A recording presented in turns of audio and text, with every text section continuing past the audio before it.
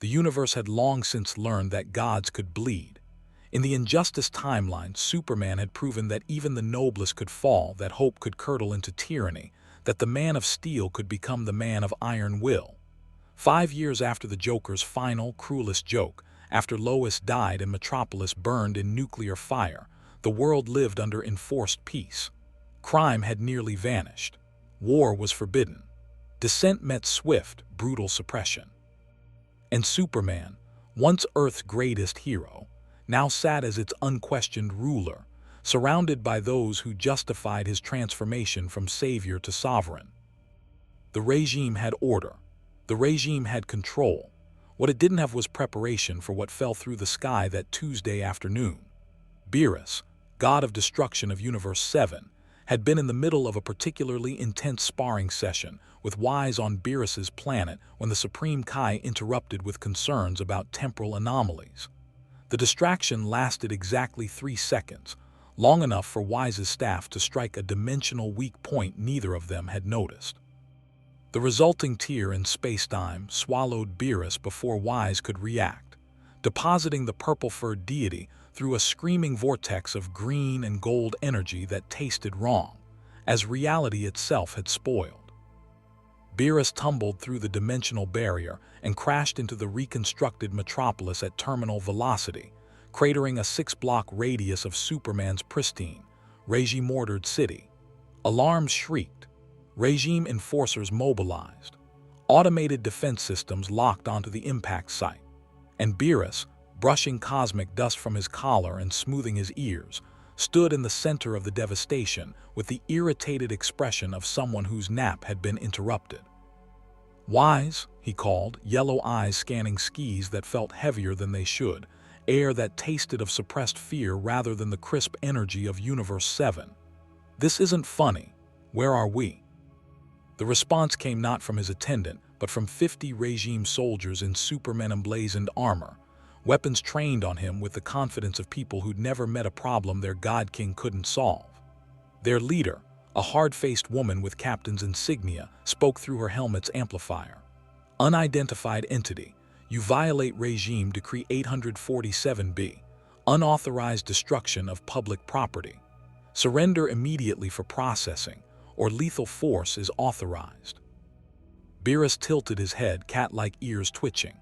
"Regime, processing." He sniffed the air, detecting something far more interesting than the soldiers' posturing, the rich aroma of prepared food wafting from somewhere in the city. His stomach rumbled.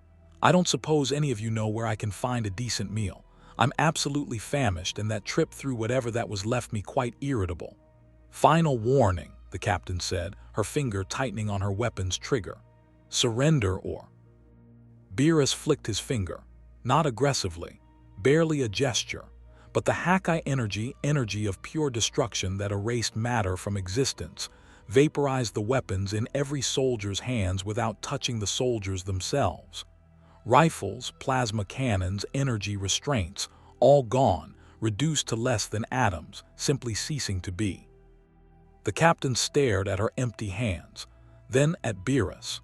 Then she did what every regime soldier was trained to do when encountering something beyond conventional response. She activated her emergency beacon directly to the watchtower. In the Hall of Justice, repurposed as the regime's central command, the alert reached Superman within seconds.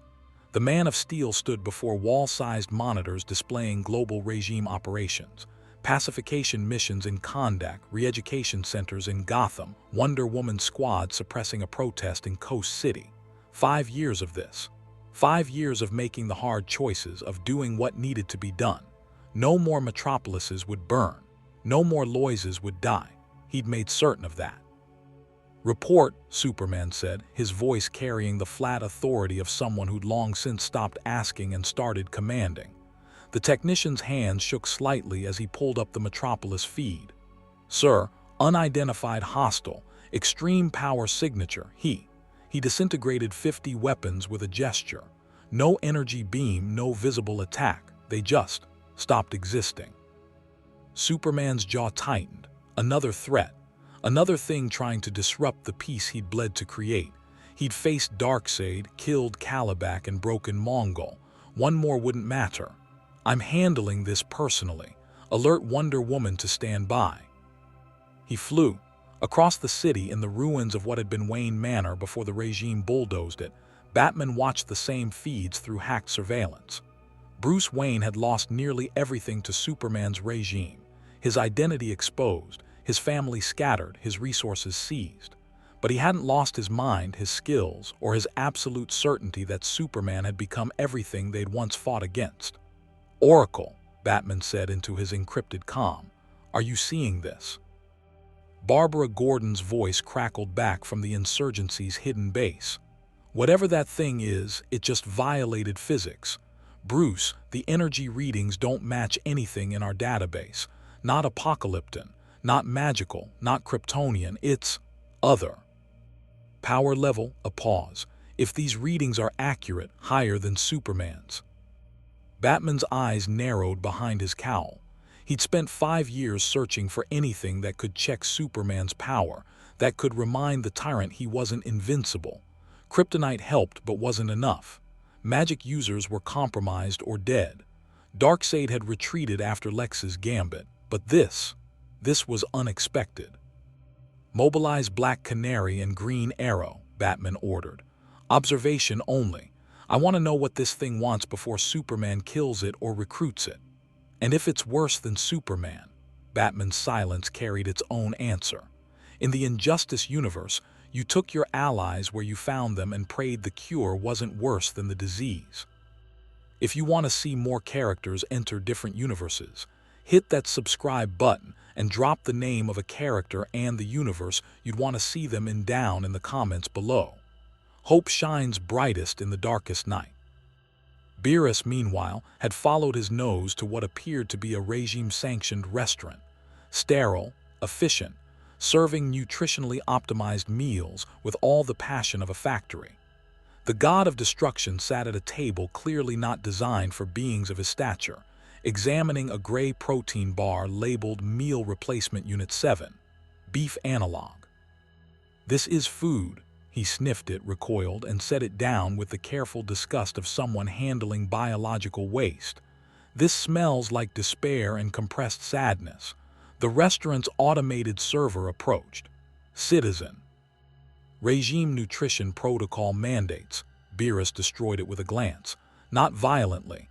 It simply ceased to exist mid-sentence, there one moment and gone the next, its atomic structure unraveled by Hakai energy." "I want real food," Beerus announced to the frightened patrons. "Fish, properly prepared, or perhaps something sweet. Where does one find a decent chef in this dimension?" Before anyone could answer, Superman arrived. He descended through the restaurant's ceiling, not crashing, simply phasing through as if architecture was optional for him now, and landed 20 feet from Beerus. The restaurant emptied in seconds, citizens fleeing their God-King's presence. Superman's cape settled around him, the red and blue that once inspired hope now carrying the weight of enforced order. His eyes glowed faintly red, heat vision always ready. "I don't know what you are," Superman said, his voice carrying preternatural calm, "but you've destroyed regime property, threatened regime soldiers, and created chaos in my city. You have one chance to surrender peacefully." Beerus looked up from the protein bar with the expression of someone interrupted during an important task. He studied Superman, the Kryptonian physiology, the barely restrained power, the arrogance of assumed supremacy. It reminded him of younger gods who forgot that destroyer deities sat above creation's hierarchy. "Your city." Beerus stood slowly, brushing crumbs from his robes. "I wasn't aware mortals had begun claiming ownership of planets. How quaint." He sniffed again, detecting something familiar in Superman's scent: loss, rage, justification. "You smell like someone who's made terrible decisions and convinced yourself they were necessary." Superman's eyes flared brighter. 5 years of regime leadership had taught him that shows of power prevented larger conflicts. Overwhelming force, applied precisely, saved lives in the long term. He'd tell himself that later, as he always did. "Last warning," Superman said. "Surrender or I'll put you down." Beerus yawned, exposing fangs that had tasted the destruction of planets. "I'm a god of destruction, little Kryptonian. I was ending worlds when your species was still crawling from primordial soup. He stretched, joints popping with sounds like reality cracking. But I'm far too hungry to fight right now. Point me toward decent food and I'll consider not destroying your, what did you call it, regime? The air between them crystallized with tension. In the distance, regime reinforcements approached, Wonder Woman's team from the north, Cyborg's drones from the east. On hidden insurgency channels, Batman's people moved into observation positions. The Injustice universe, broken and reshaped by Superman's fall, held its breath. And Beerus, god of destruction, simply wanted breakfast. Superman's fists clenched. He'd faced gods before: Ares, Darkseid, even Trigon. All had learned that in this universe, under this regime, he was the ultimate power. One more lesson wouldn't hurt. So be it, Superman said and attacked. The punch crossed 20 feet in a microsecond, Kryptonian strength behind it. Enough force to shatter continents, to crack moons, to kill nearly anything that lived. Superman had pulled this punch more than his full power would deliver, still attempting a measured response despite his anger. It would be enough to incapacitate, to prove dominance, to remind this creature that the regime's authority was absolute. Beerus caught the fist in his palm without moving his feet, without flinching. Without seeming to exert any effort whatsoever, Superman's eyes widened. Impossible. Even Darkseid had felt his punches. Even Doomsday had staggered. But this purple cat being held his fist like an adult restraining a child's tantrum, with the casual superiority of someone operating on an entirely different tier of power. "That's your full strength?" Beerus asked, sounding genuinely disappointed. "How unfortunate. I was hoping this universe might have something interesting." Released Superman's fist and turned away, already losing interest. "Now about that food." Superman's heat vision lanced out. Precision strikes meant to disable, heat intense enough to vaporize steel. Beerus leaned slightly, letting the beams pass through the space his head had occupied, and kept walking toward the exit. "Rude," Beerus observed. "In Universe 7, attacking someone during mealtime discussions is considered extremely poor form." He paused at the doorway, looking back over his shoulder. "Try that again, and I might actually get annoyed." Wonder Woman crashed through the wall, lasso ready, sword drawn. An Amazon warrior goddess who'd embraced Superman's regime because she believed in strong leadership, in doing what was necessary. She'd killed when needed, justified every harsh decree, stood as Superman's most loyal enforcer because she'd seen the alternative to order was chaos. "Stand down, creature," Diana commanded. "You face the champions of—" Beerus flicked his tail. The motion was almost lazy, but the resulting shockwave sent Wonder Woman flying backward through 3 buildings before Cyborg's drones caught her. Her invulnerability kept her alive. Barely. The impact had actually hurt, something that rarely happened to an Amazon princess empowered by gods. Superman's restraint evaporated. This thing had just harmed Diana, had dismissed him, had threatened everything he'd built. The rage that lived in him since Lois died, since Metropolis burned, since he'd shoved his hand through the Joker's chest, it all surfaced at once. "You want to see my full strength?" Superman's voice dropped to something cold and terrible. "Allow me to demonstrate what happens to threats in my world." He moved faster than sound, faster than thought, unleashing the power he usually kept chained. The power that had lobotomized criminals, shattered armies, made Darkseid retreat. His fist carried the weight of a god's fury behind it. Beerus stopped it with one finger. The shockwave from the collision flattened what remained of the restaurant district.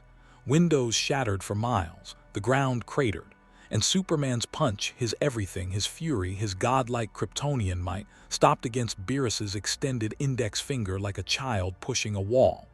"Oh," Beerus said, sounding mildly more interested. "You can hit a bit harder when you're emotional, that's almost notable." He pushed gently, and Superman flew backward, crashed through the Hall of Justice's wall, and embedded himself in the throne he'd built from melted weapons. Across the city, Batman watched through Oracle's surveillance feeds, his tactical mind already recalibrating everything he knew about power scales. Black Canary's voice came through his comm. "Bruce, what the hell is that thing?" Something stronger than Superman, Batman said quietly. The question is, can we use it or do we have to stop it? In the Hall of Justice, Superman pulled himself from the rubble of his throne, cape torn, pride shattered. 5 years. 5 years of being the strongest, of never backing down, of making the hard choices because he was powerful enough to enforce them. And this creature had treated him like an annoyance. Regime soldiers scattered. Cyborg systems went into emergency analysis. Wonder Woman regained consciousness in the rubble, sword still in hand, but doubt entered her eyes for the first time in years. And Beerus, god of destruction, walked through the streets of regime-controlled metropolis, following the scent of something that smelled like actual prepared food. A black market restaurant hidden in the ruins where the insurgency sometimes met, where real chefs still practiced their art in defiance of regime nutrition protocols. Finally, Beerus said, spotting the hidden establishment. Some promise of actual cuisine. This universe might not be completely worthless after all. He didn't notice the insurgency scouts tracking him, didn't care about the regime forces regrouping behind him, didn't register that he just humiliated the most powerful tyrant in this timeline's history. Beerus was hungry, and in his experience, everything else could wait until after a good meal. The black market restaurant occupied what had once been a Wayne Enterprises community center, buried 3 levels beneath Suicide Slum in Metropolis's worst district. One of the few places Superman's surveillance couldn't penetrate completely. Shielded by insurgency tech, an old Kryptonian lead-plating Beerus had salvaged before the regime seized his assets. Inside, real food existed. Vegetables grown in secret hydroponic gardens, fish caught by coastal insurgency cells, spices smuggled through routes even Oracle's systems couldn't fully track. Here, in defiance of regime nutrition protocol, humanity remembered what it meant to choose, to savor, to live rather than merely survive. Beerus descended the crumbling stairwell, nose twitching with genuine interest for the first time since arriving in this gray universe.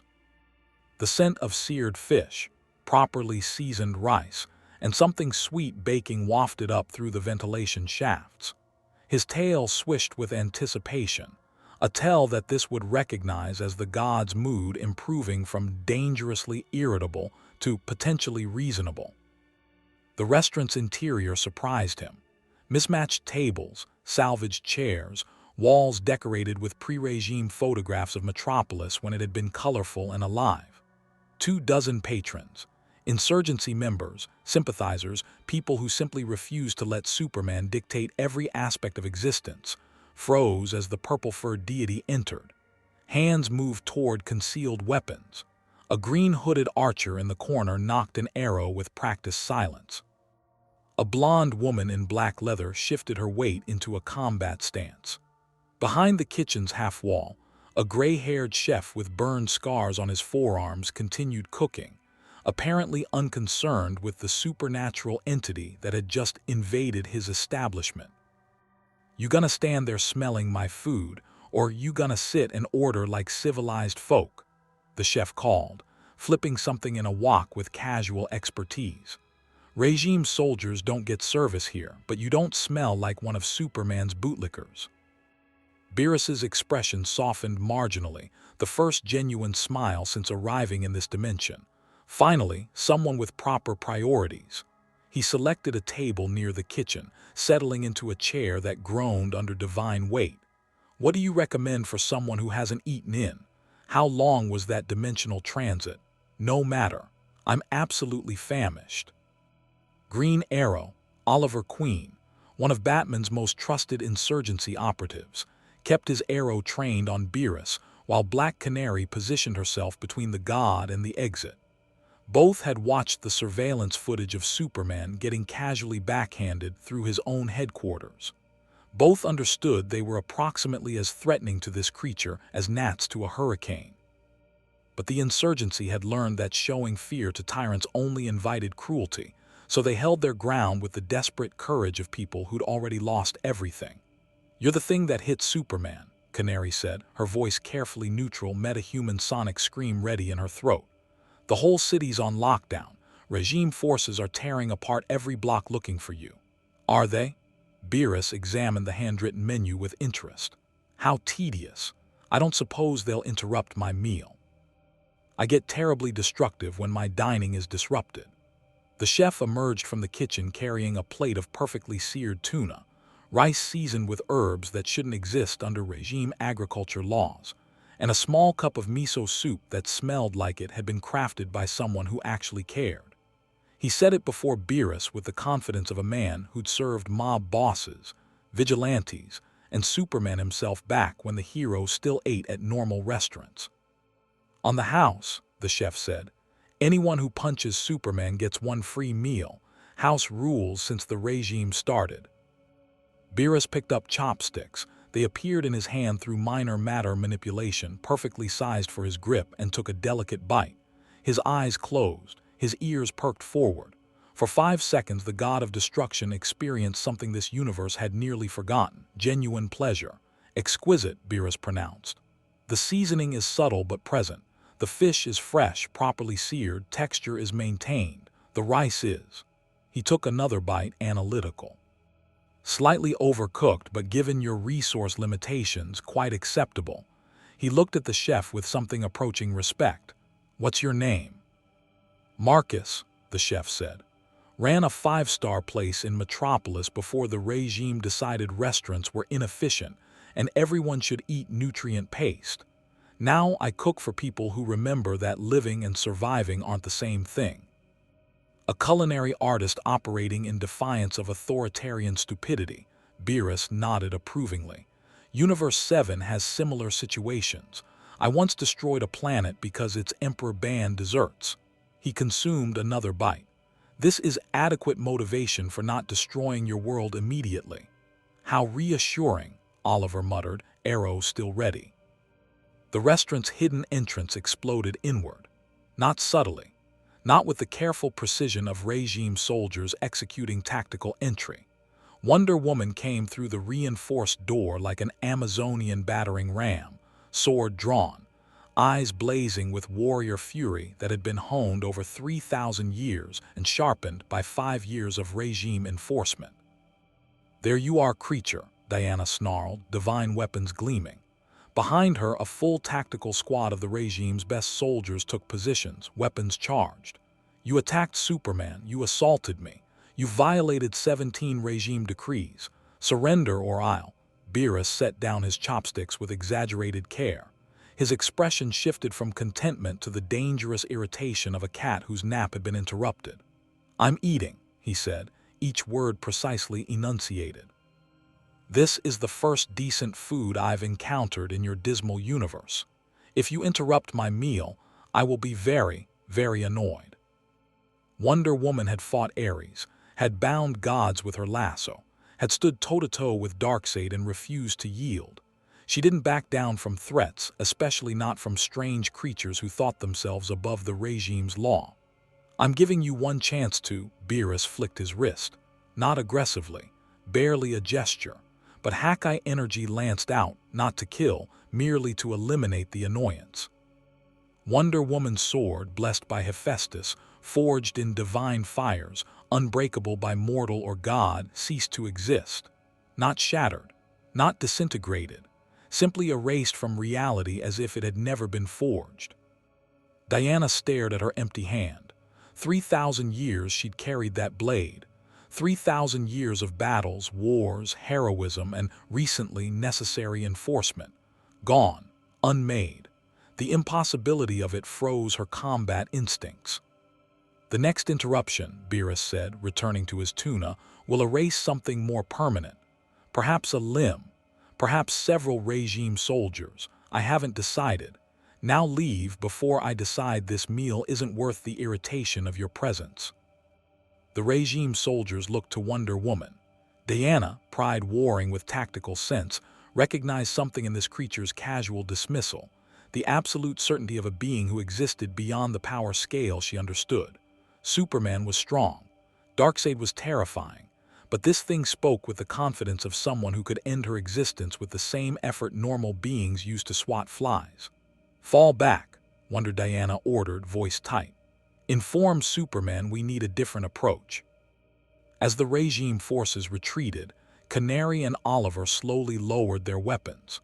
Whatever that thing was, it had just made Wonder Woman, the regime's most feared enforcer after Superman himself, back down. The insurgency had been fighting for 5 years without a single clear victory, and this purple cat god had achieved in minutes what they couldn't accomplish in half a decade.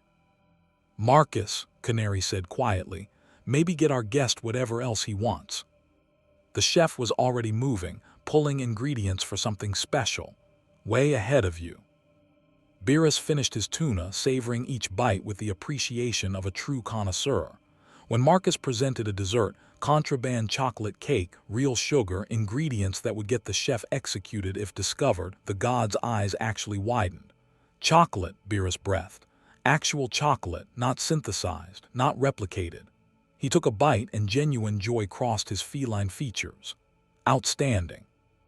Marcus, you've just earned the distinction of being the first being in this universe I don't find completely disappointing." From the shadows near the exit, a figure in dark armor emerged. Batman had been watching, cataloging, and analyzing. 5 years of fighting Superman had taught him to recognize opportunities when they appeared, no matter how dangerous or unpredictable. "You're not from this universe," Batman stated, voice modulated through his cowl. "Your power signature doesn't match anything in our records. You treat Superman like an annoyance, and you're eating in an insurgency-safe house." He stepped into the dim light, cape settling around him. That suggests either ignorance of local politics or complete indifference to them. Beerus glanced up from his cake, examining the armored human with mild interest. "You're the one without powers who fights gods through preparation and intellect. I can smell the fear on you, but you approach anyway. Brave or foolish?" "Both, usually," Batman admitted. "I'm going to ask you a question and I'd appreciate an honest answer. What are you?" "Beerus, god of destruction, Universe 7. He consumed another bite of cake. "I maintain cosmic balance by destroying planets, civilizations, and occasionally gods who have grown too arrogant. I answer to no one except the Omni-King, who isn't present in this dimension." Another bite. "I arrived here by accident and would very much like to return home, but first I intend to enjoy what little quality this universe seems to offer." "Universe 7, Batman repeated, mind already working. "Multiverse theory. You're from a completely different dimensional structure, not just a parallel Earth." "Obviously." Beerus finished the cake with evident satisfaction. "This Superman creature who claims ownership of the planet, he's your leader." "He's a tyrant," Oliver said before Batman could respond. "He was a hero, the greatest hero. Then the Joker, a villain, tricked him into killing his wife and unborn child. Superman killed the Joker, established a global regime, and now rules through fear. Anyone who opposes him dies or disappears. Batman leads the insurgency, trying to stop him." Beerus's tail swished thoughtfully. "Ah, the classic absolute power corrupts scenario. I've seen it countless times across Universe 7.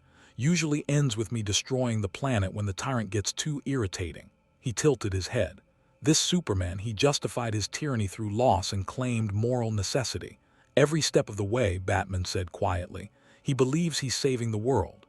"They always do." Beerus stood, brushing crumbs from his attire. "In my experience, mortals who play at godhood inevitably prove why gods shouldn't play at mortality. Your Superman smells of righteousness mixed with corruption, a combination I find particularly tedious." "Can you stop him?" Canary asked directly. "Can you free Earth from the regime?" Beerus considered this with the seriousness of someone being asked to invest effort. "I could destroy your planet in seconds. Erasing one overpowered Kryptonian would take marginally more effort, perhaps 3 seconds instead of 1. But I'm not particularly interested in your political struggles." He looked at Marcus. "I am, however, interested in more of that chocolate cake." "I can make more," Marcus said carefully, "but ingredient supplies are limited. The regime controls all agriculture. Real chocolate is nearly impossible to find." "Regime controls," Beerus's expression darkened. You're telling me this Superman's authoritarian structure limits access to quality ingredients. His tail lashed once, a sign of genuine irritation.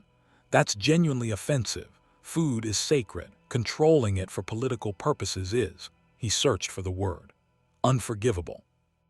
Batman's mind raced. The creature was amoral, destructive, and completely self-interested, but it valued food, respected quality, and seemed genuinely offended by the regime's culinary restrictions. Not a moral stance, not heroism, but potentially leverage. The regime doesn't just control chocolate, Batman said carefully. Before Superman took over, Earth had hundreds of unique cuisines, regional variations. Master chefs like Marcus create art through food.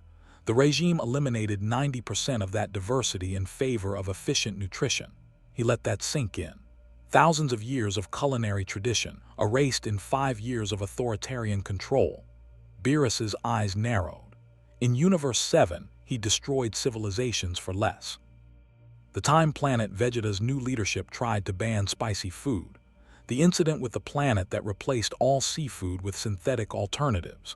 Food wasn't just sustenance to a god of destruction. It was one of the few pleasures existence offered immortal beings who'd seen everything else the cosmos contained. Marcus, Beerus said, voice dangerously soft, if this regime fell, could you access these destroyed culinary traditions? If Superman's control ended? Marcus smiled for the first time in years. I know 100 chefs in hiding. We preserve the old recipes, techniques, and ingredients. We're waiting for the day we can cook freely again. I see, Beerus sat back down. Expression unreadable. Batman, was it? Tell me about your insurgency. Not because I care about your moral crusade, I don't. But if removing this regime means better food, he shrugged. I might be persuaded to address the situation. From the Hall of Justice, Superman watched the surveillance feeds with growing rage. His regime had built the most comprehensive monitoring system in history: satellites, drones, facial recognition, heat signatures. But the sensors couldn't penetrate the lead-lined ruin where Batman's people hid, where the creature that had humiliated him now sat talking with terrorists and traitors. Sir, Cyborg's voice was hesitant. 5 years of regime service had taught him when Superman's temper was dangerous. We've lost visual on the target. The energy signature disappeared into Suicide Slum's dead zone. If we go in without confirmation, then we go in with overwhelming force, Superman interrupted. Wonder Woman, assemble a full strike team. Green Lantern, create a perimeter, nothing leaves that area. Flash, I want evacuation protocols ready in case we need to level several blocks. He stood from his repaired throne, cape billowing. This thing threatened Diana, destroyed regime property, defied direct orders. I want it neutralized. Clark, Flash said quietly, Barry Allen, one of the few who still used Superman's name, who still hoped the friend he'd known survived somewhere under the tyrant. Maybe we should try talking first. We don't know what it wants, where it came from. Superman's heat vision flickered. It attacked me, Barry. It made me look weak.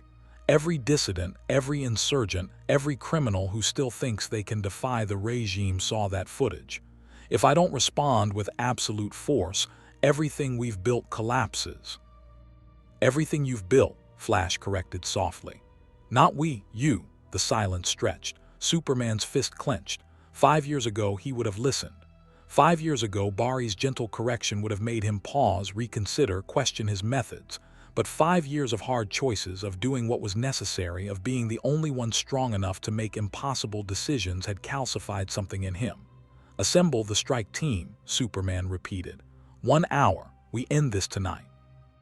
In the underground restaurant, Batman outlined the insurgency situation to a god of destruction who seemed far more interested in Marcus's preparation of a second dessert. But Beerus listened. Millennia of existence had taught him that even uninteresting mortals occasionally said relevant things. So your resistance lacks the power to challenge Superman directly, Beerus summarized.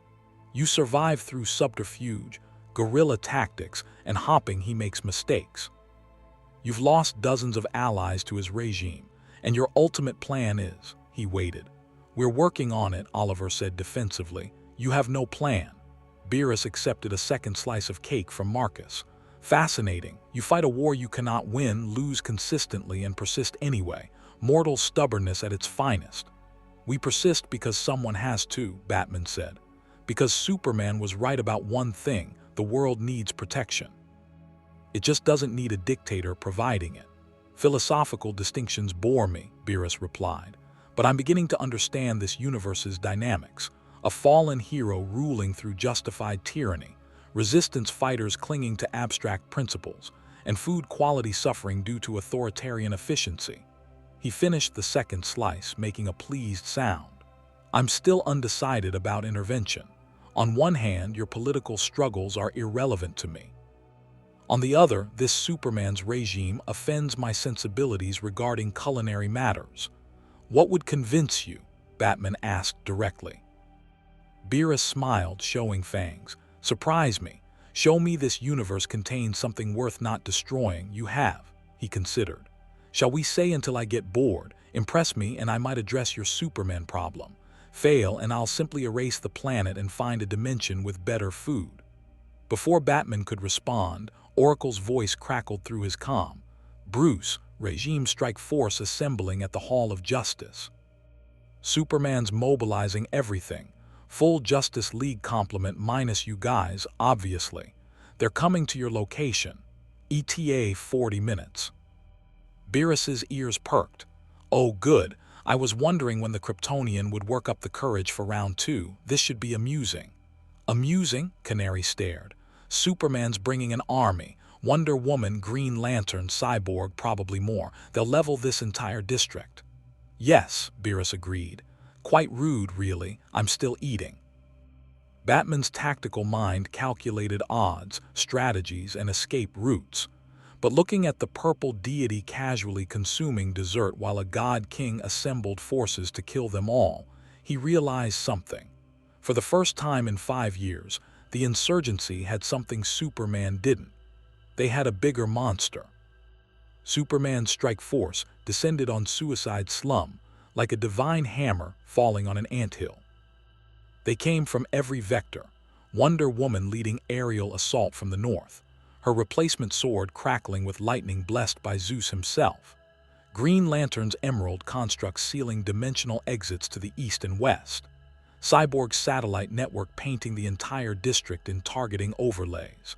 And Flash, moving at speeds that turned him into a living perimeter, evacuating the few regime-loyal civilians while corralling everyone else into a kill box. Above them all, Superman floated in the night sky. Cape snapping in wind currents, his heat vision had superheated, looking down at the ruins where his authority had been challenged. 40 regime soldiers in enhanced armor took positions on rooftops. Drones equipped with red sun radiation emitters hummed into position, technology originally designed for Kryptonian criminals, now repurposed for anything requiring suppression. Cyborg's targeting systems locked onto the restaurant's location, calculating structural weaknesses, optimal strike angles, and acceptable collateral damage parameters. All units in position, Wonder Woman reported, hovering beside Superman.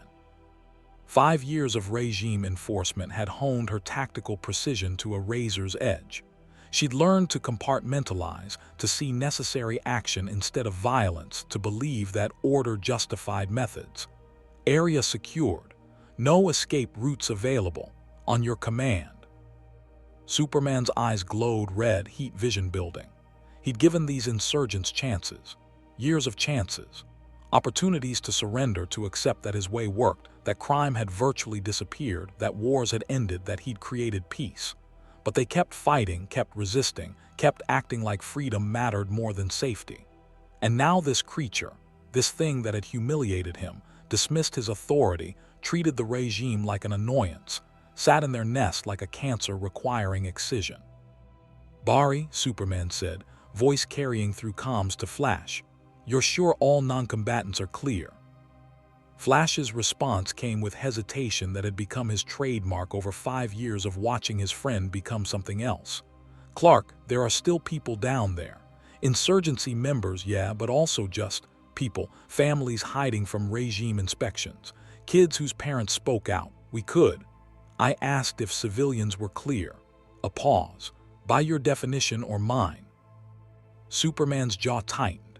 Even Barry, loyal Barry who'd stood by him longer than most, couldn't fully commit. Couldn't see that hard choices separated leaders from followers, that ruling required accepting moral burdens others couldn't handle. By the definition that matters, are there innocent people in the strike zone? That depends on whether you think dissent equals guilt. Stand down if you can't follow orders. Superman raised his hand, signal forming. Wonder Woman, Green Lantern, full assault on my mark. Bring the building down. If the creature survives, we contain it. If it doesn't, he shrugged, a gesture that would have been casual 5 years ago but now carried the weight of calculated ruthlessness. One less problem. Inside the restaurant, Oracle's frantic voice streamed through Batman's cowl. They're surrounding the block. Heat signatures everywhere. Superman's charging heat vision. Bruce, he's going to bring the whole structure down with you inside. Batman stood near the exit, calculating options with the cold precision that had kept him alive through 5 years of asymmetric warfare against godlike powers. Insurgency protocol dictated immediate evacuation through the tunnels Marcus kept for exactly this scenario. Standard tactical doctrine said engaging Superman's full force meant death. Every strategic instinct screamed retreat, regroup, survive to fight another day. But Beerus sat at his table, consuming a third dessert Marcus had prepared, some kind of fruit pastry with real cream, ingredients that represented months of careful smuggling, completely unconcerned with the overwhelming military force assembling to kill everyone in the building. "You're aware they're about to level this establishment?" Batman asked. Beerus swallowed a bite, savoring it. "Yes, I noticed, quite inconsiderate really. Marcus just brought this out." He examined the pastry critically. "The crust is slightly uneven, but the filling is exceptional. Marcus, what fruit is this?" "Strawberries," the chef said, remarkably calm for someone standing in a building about to be demolished by gods. "Real ones. Took me 3 months to source them through insurgency networks. Last batch before the regime's agricultural regulations made them effectively extinct." Beerus's expression darkened. "Extinct? They're eliminating entire fruit species for efficiency." "Strawberries don't meet regime nutrition-to-resource ratios," Oliver explained, checking his arrows, explosive tips, kryptonite-laced heads, everything the insurgency had developed for fighting Kryptonian targets, all utterly inadequate against the force outside. Too much water, too little protein. Superman decided they were wasteful 6 months after taking power. Now they're contraband. The god of destruction set down his fork with careful precision. His tail, which had been swishing contentedly, went completely still, a sign Wise would have recognized as extremely dangerous. They eliminated strawberries, along with about 40% of Earth's agricultural diversity, Batman added, recognizing opportunity when it presented itself. He'd spent 5 years learning to manipulate situations, to use whatever leverage existed, if Beerus's food obsession could be weaponized. Chocolate will be next. Regime scientists have a synthetic replacement in testing. Give it another year, and everything Marcus creates becomes impossible. Beerus stood slowly. The temperature in the restaurant dropped 5 degrees from pure divine displeasure radiating off his form. "This Superman creature," he said, voice soft and absolutely lethal, "is eliminating culinary diversity across an entire planet for administrative convenience. He calls it optimizing resource allocation," Canary said. "We call it cultural genocide through bureaucracy." Outside, Superman's hand dropped. "All units execute." Wonder Woman's sword came down in a lightning-wreathed arc, divine electricity channeling through the strike. Green Lantern's construct, a massive emerald battering ram powered by Hal Jordan's willpower and 5 years of regime service, slammed into the building's eastern support structure. Cyborg's drones fired red sun beams in synchronized patterns, creating a Kryptonian suppression field designed to weaken anyone with solar-based powers. And Superman's heat vision, concentrated to temperatures that could vaporize tanks. lanced down toward the restaurant's roof with the precision of a surgeon's scalpel and the fury of a star going nova. The building should have collapsed. Thermal scans showed interior supports failing. Structural analysis predicted total disintegration. Regime tacticians calculated a 97% probability of target elimination. The building didn't collapse. Beerus had moved, not quickly by his standards, merely fast enough to be outside before the attacks landed. One moment, he'd been sitting at his table, the next, he stood in the street between the restaurant and Superman's forces, one hand raised almost negligently. The heat vision, the lightning, the emerald constructs, the red sun radiation, everything stopped 3 feet from his palm, held in stasis by Hakai energy that simply negated the attack's existence the moment they entered his personal space. Beerus said, voice carrying across the destroyed district with supernatural clarity, was enjoying dessert made from ingredients your regime is systematically eliminating. His eyes, usually half-lidded with boredom, opened fully, yellow irises glowing with power that made Superman's heat vision look like a candle next to a furnace. I was willing to overlook your earlier discourtesy, but attacking during a meal, destroying culinary diversity, eliminating strawberries. His tail lashed once, and the pavement beneath him cracked in a perfect circle. That is unforgivable. Superman descended slowly, regime forces tightening formation around him. He'd faced existential threats before, Darkseid's Omega beams, Doomsday's fury, even Trigon's demonic power. Each time he'd won through superior strength, tactical precision, and unwavering will. This creature was stronger, yes, but strength could be countered, adapted to, and overcome. He'd proven that by building a regime that had pacified an entire planet. Last chance, Superman said, though his tone suggested the offer was performative rather than genuine. Submit to regime authority, or we put you down permanently. Beerus tilted his head, studying Superman with the detached interest of a scientist examining an interesting bacterial culture. You still don't understand what you're facing, do you? Let me clarify your situation. He raised one finger. I'm a god of destruction, not a title, not metaphor, actual divine role in the cosmic hierarchy. A second finger. I've destroyed thousands of planets across millions of years, civilizations that made your Kryptonian ancestors look primitive. A third finger. Your entire Justice League at full power, working in perfect coordination, might survive 3 minutes against me if I were actually trying. Arrogant, Wonder Woman muttered, raising her replacement sword. Accurate, Beerus corrected. Observe, he moved. Not teleportation, not superspeed as Superman understood it, just movement so fast it bypassed the concept of distance entirely. One instant he stood in the street, the next his fist connected with Superman's solar plexus. Not a haymaker, just a jab, the kind of strike you'd use to test an opponent's durability. Superman flew backward at Mach 7, crashed through 3 buildings the regime had rebuilt after his takeover, and embedded himself in the remains of what had been the Daily Planet before he'd shut it down for spreading insurgency-sympathetic narratives. The impact crater measured 40 feet across. Superman coughed blood, an almost unprecedented event for Kryptonian physiology. Green Lantern reacted instantly, willpower manifesting as chains designed to restrain Kryptonian-level strength. They wrapped around Beerus from 12 angles simultaneously, emerald constructs reinforced by Hal Jordan's 5 years of regime service and absolute certainty that he was protecting Earth from threats. Beerus looked at the chains with mild curiosity. Interesting, willpower-based constructs. We have something similar in Universe 7. He clenched his fist, and the chains shattered, not broke, shattered, fragmenting into emerald particles that dissolved like sugar in water. Yours are prettier but substantially weaker. Hal poured more willpower into his ring, creating constructs faster than conscious thought. Guns, missiles, battering rams, a giant fist, everything his imagination and 5 years of combat experience could generate. Each construct hit Beerus with force that could shatter mountains. Each one dissolved against the god's aura like morning dew against the sun. "Are you quite finished?" Beerus asked politely.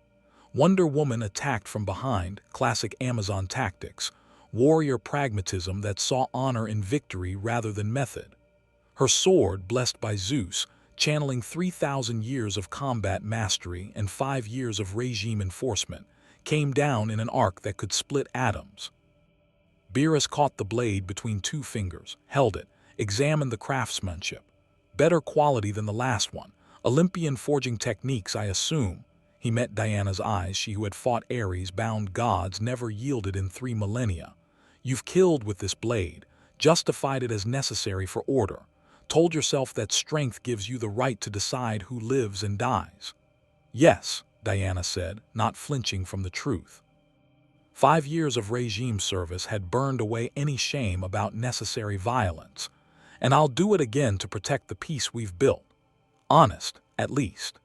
Beerus released the sword and backhand slapped Wonder Woman with roughly the same force someone would use to shoo an irritating insect. Diana flew through a regime military checkpoint, through the armored personnel carrier parked there, through the reinforced wall behind it, and didn't stop until she hit the river 3 miles away. Her Amazonian durability kept her conscious. Barely. Everything hurt.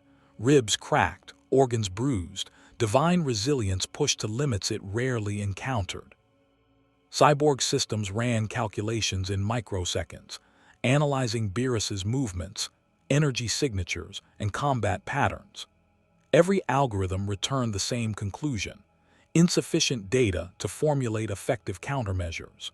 But Cyborg had learned over 5 years that even gods had weaknesses, that impossible problems yielded to superior processing and ruthless pragmatism. "Initiating Omega-level response," Cyborg said, more to himself than anyone.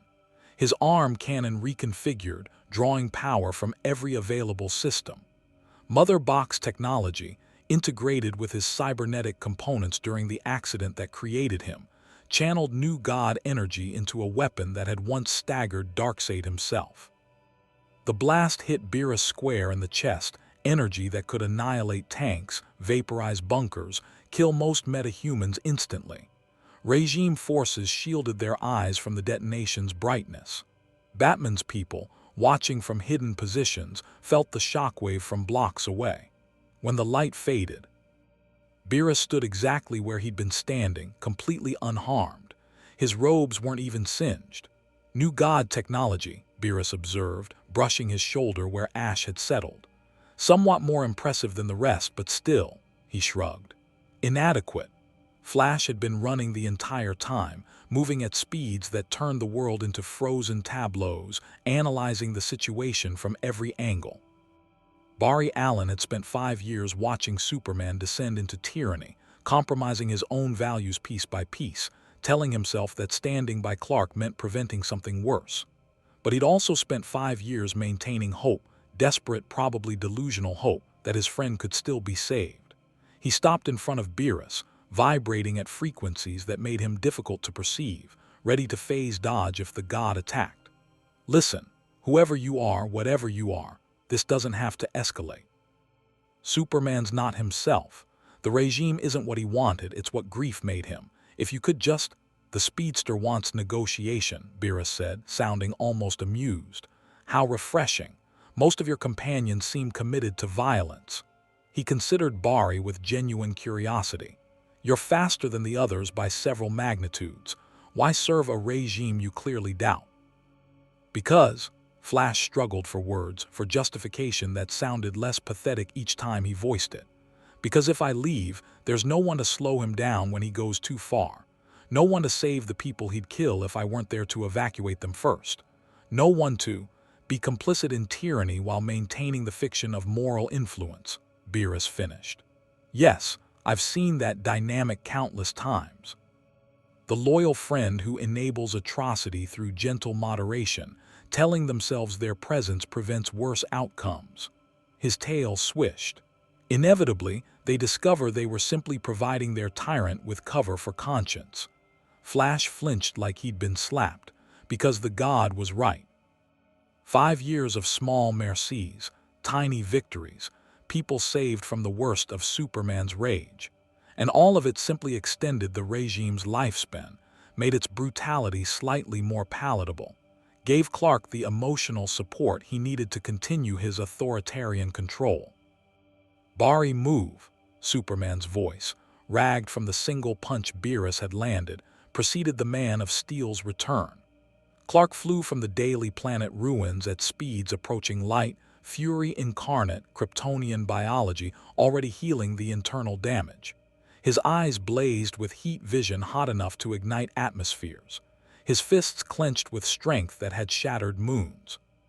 He hit Beerus with everything, a haymaker backed by rage, grief, 5 years of absolute power, and the desperate need to prove he was still the strongest, still in control, still capable of protecting Earth even if his protection required totalitarian authority. Beerus caught the punch in his palm, again, like an adult restraining a tantrum-throwing child. "You're persistent, I'll grant you that much." He squeezed slightly, not crushing, just applying pressure, and Superman actually winced. But persistence without wisdom is just stubbornness with better marketing. "I am trying," Superman growled, "to save this world." "From yourself," Beerus interrupted. "Because from my perspective, you're the primary threat to this planet's well-being." He released Superman's fist and poked the Kryptonian's chest, a dismissive gesture, the kind you'd use to move an obstacle. Superman flew backward again, this time only 50 feet, and caught himself midair. "You don't understand what I've sacrificed." Clark's voice cracked with emotion held in check for 5 years. "What I've lost. The Joker killed my wife, my child, destroyed my city. I did what needed to be done to ensure it never happens again." "Yes, tragedy often precedes tyranny," Beerus agreed, sounding bored. "The personal loss that justifies systematic oppression, the pain that excuses controlling millions. It's a classic pattern," he yawned, showing fangs. "And it's always solved the same way." Batman's voice crackled through the insurgency channels. "He's going to kill Superman. Everyone sees that, right? We need to decide, do we stop him or let it happen? Let a cosmic deity murder Clark." Green Arrow sounded horrified despite 5 years of fighting against everything Superman represented. "Bruce, he's still a tyrant," Canary interrupted. "Still responsible for thousands of deaths. Still the reason we're hiding in ruins instead of living normal lives." "Still our friend," Flash said quietly, having phased back to the restaurant through routes only a speedster could navigate. "Still someone who can be saved." Beerus heard the debate. His senses operated on scales that made secret conversations impossible.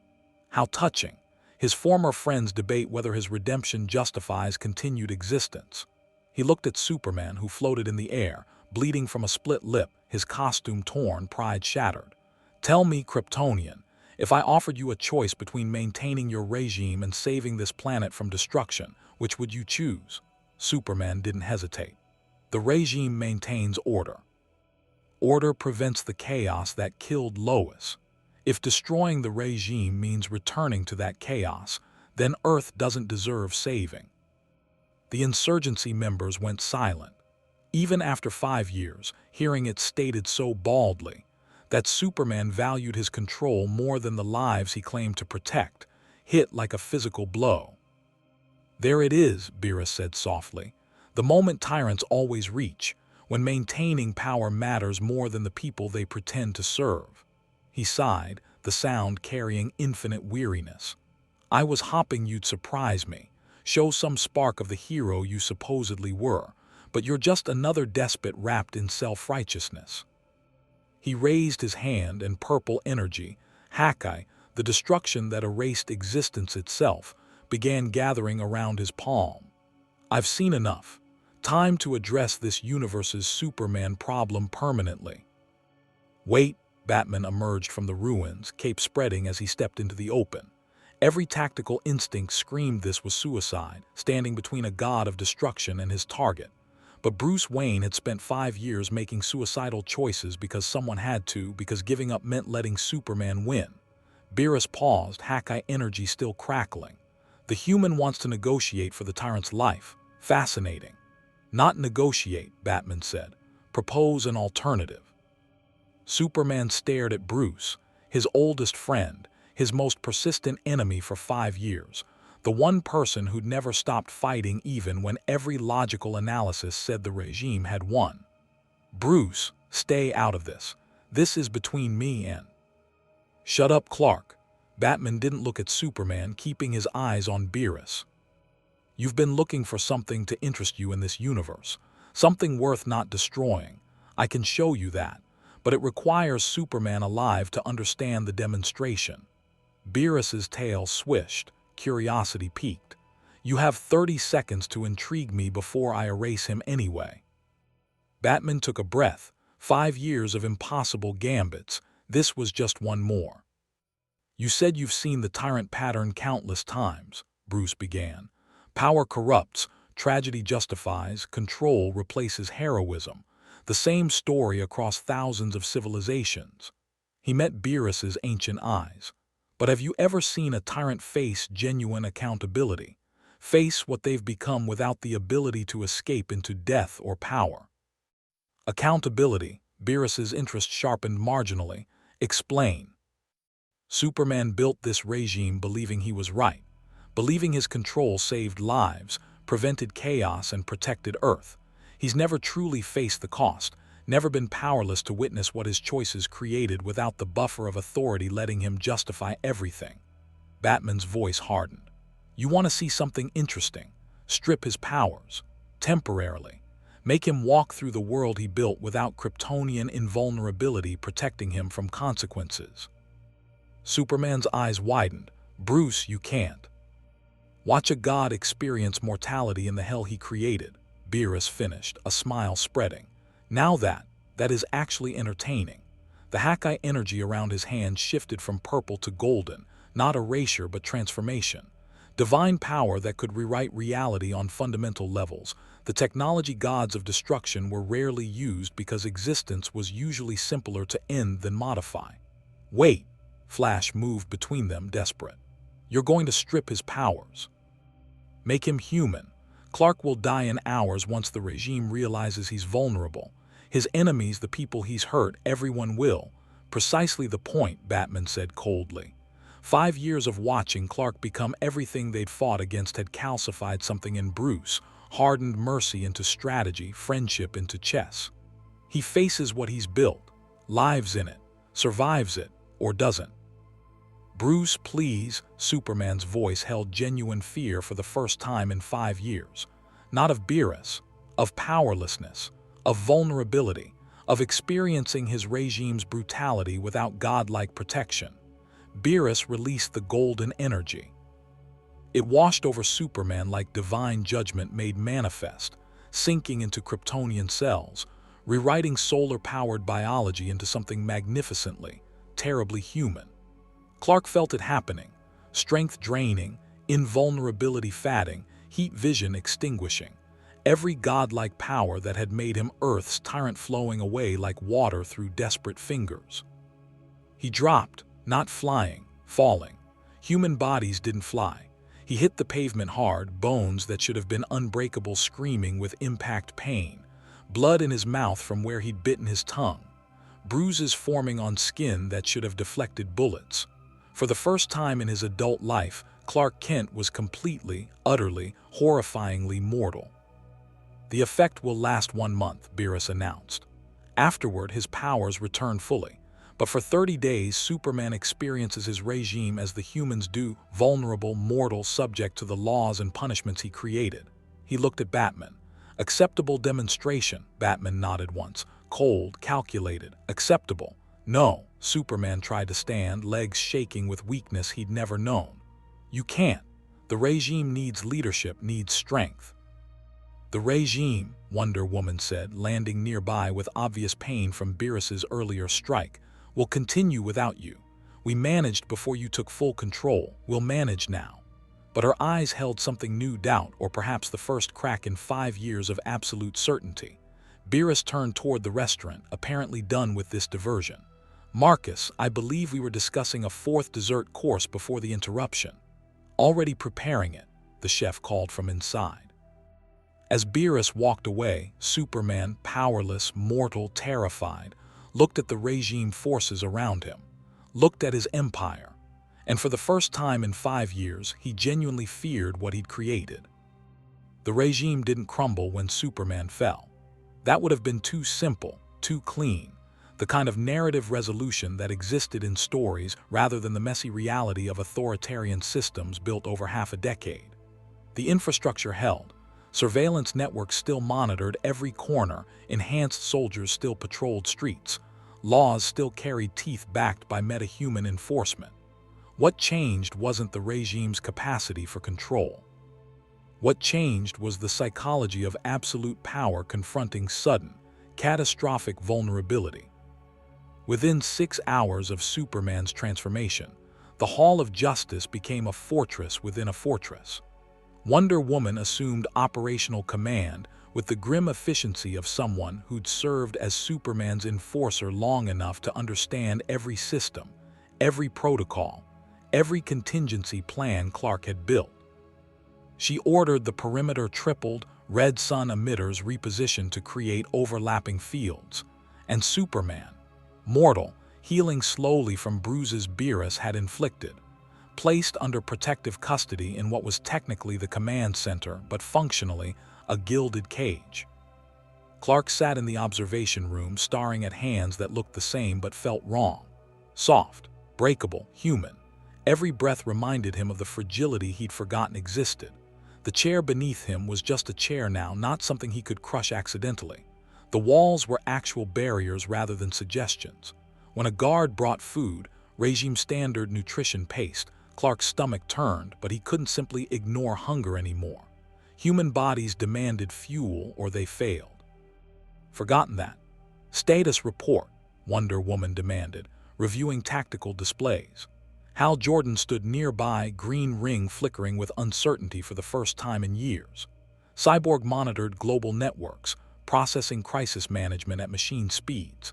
Flash paced at merely fast rather than supernatural velocities. Barry had stopped running at full speed once the battle ended, as if something in Beerus's casual dismantling of their forces had broken his willingness to fully engage.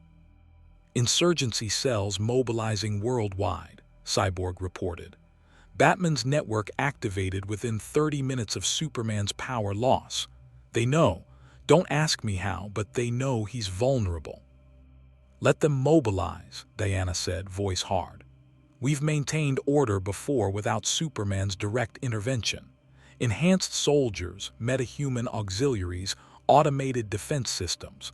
The regime's foundation doesn't require Kryptonian powers. Doesn't it? Flash stopped packing, looked at her directly. Be honest, Diana.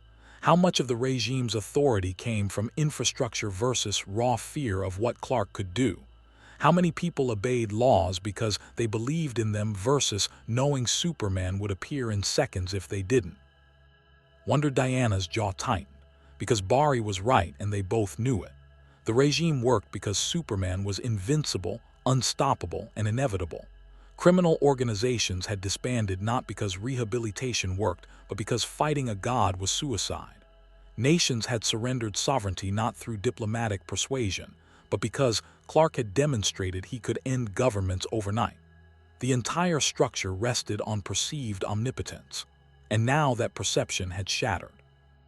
In the observation room, Superman touched his jaw where Beerus's punch had landed. The bruise hurt, actual pain, sharp and persistent, the kind he hadn't experienced since adolescence before his powers fully manifested. He'd forgotten pain existed as more than an abstract concept witnessed in others. 5 years of invulnerability had made suffering theoretical, something that happened to lesser beings who lacked Kryptonian biology. Now he was one of those lesser beings, temporarily. 1 month, Beerus had said, 30 days of mortality before his powers returned. Clark told himself he could survive 30 days. He'd survived worse.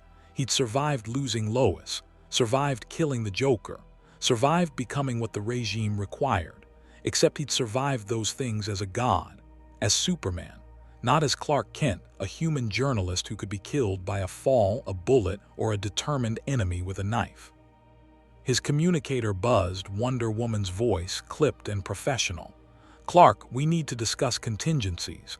If the insurgency attempts an assassination—" "They won't," Clark interrupted, though his voice lacked the absolute certainty it once carried. "Bruce doesn't kill. It's his defining characteristic, his one unbreakable rule." "Batman doesn't kill," Diana agreed. "But the insurgency includes others. Green Arrow has killed regime soldiers. Black Canary has executed intelligence operatives. Harley Quinn," she paused. "Harley's on their side now, and she has fewer moral boundaries than most." Superman's newly mortal stomach clenched. Harley Quinn, Joker's former accomplice, reformed after witnessing the Joker's final atrocity, now fights the regime with manic enthusiasm and absolutely no hesitation about lethal force. If Harley decided mortal Superman deserved what the Joker got. "Increase my security detail," Clark said quietly, adding the words, adding needing protection, adding vulnerability. Across the city, in the underground restaurant that had somehow survived the regime's assault, Beerus consumed his fourth dessert while Batman's insurgency leaders assembled. The god of destruction had declared the establishment under his temporary protection, which apparently meant anyone attempting to harm it would be erased from existence. Regime forces had withdrawn to reassess. Insurgency members crept from hiding with the tentative hope of people who'd spent 5 years losing, and suddenly glimpsed the possibility of victory. Marcus's restaurant became an impromptu war room. Oliver Queen spread tactical maps across tables, while Dinah Lance coordinated with scattered cells through encrypted communications. Harley Quinn sharpened knives with disturbing enthusiasm, occasionally glancing at Beerus like she couldn't decide if he was terrifying or the universe's best practical joke. And Batman stood near the kitchen, watching the god of destruction eat while calculations ran through his mind at fever pitch. "So we're just working with the cosmic cat who could sneeze and destroy the planet?" Oliver asked quietly. "We're operating in proximity to a force of nature that happens to share our immediate objectives," Batman corrected. "There's a difference. The difference being control. We have none. We acknowledge that, plan accordingly, and use the situation to maximum advantage before circumstances change." Beerus, hearing every word with senses that operated beyond human comprehension, smiled slightly. The detective understands power dynamics. Refreshing. He finished the dessert, some kind of custard Marcus had created from hoarded ingredients, and stood with feline grace. "This establishment's culinary standards have sufficiently impressed me. Therefore, I'm extending my visit to this universe." "How long?" Canary asked. "Until I become bored or something annoys me into destroying your planet, whichever comes first." He stretched, joints popping. "In the meantime, I have questions about this regime's food control policies. Marcus, you mentioned agricultural regulations." The chef nodded, wiping down his prep station. "Regime Decree 2847, Standardization of Food Production, eliminated what Superman called inefficient crops, basically anything that didn't meet strict calorie-to-resource ratios. Strawberries, as we discussed. Also mangoes, most spices, several fish species, heritage grains, heirloom vegetables." He trailed off, expression darkening. 5 years ago, Earth had thousands of distinct cuisines. Regional variations, family recipes, and cultural traditions expressed through food. The regime reduced it to maybe 50 approved meal types. Beerus's tail lashed once, the sharp, violent motion of a predator spotting prey. 50, from thousands, for efficiency. Superman believed food scarcity contributed to conflict, Batman explained, voice neutral despite the subject matter. His solution was to optimize production by eliminating diversity. Centralized agriculture, standardized nutrition, reduced choice to reduce inequality. Everyone eats the same regime-approved meals, therefore no one can claim unfair distribution. "Equality through elimination of options," Beerus said softly. "I destroyed a planet for similar reasoning once. They decided that since not everyone could afford quality food, no one should have it, made haute cuisine illegal. His eyes glowed faintly. I erased their civilization and moved on to a dimension with better priorities. We're not asking you to destroy Earth, Batman said quickly. Obviously, the food here has potential, which is the only reason your planet still exists. Beerus tilted his head, studying Batman with predatory focus. But this regime offends me. Not morally, I'm a god of destruction, morality is beneath my concern. But philosophically, food is sacred. Culinary diversity is one of the few genuinely valuable things mortal civilizations create. Your Superman eliminated that for administrative convenience. So, what are you suggesting? Oliver asked. I'm suggesting, Beerus said, voice carrying weight that made the air feel heavier, that I investigate these agricultural facilities personally. I want to see what this regime has done to Earth's food culture, and if I find it as offensive as I suspect. He shrugged, the gesture somehow threatening despite its casualness.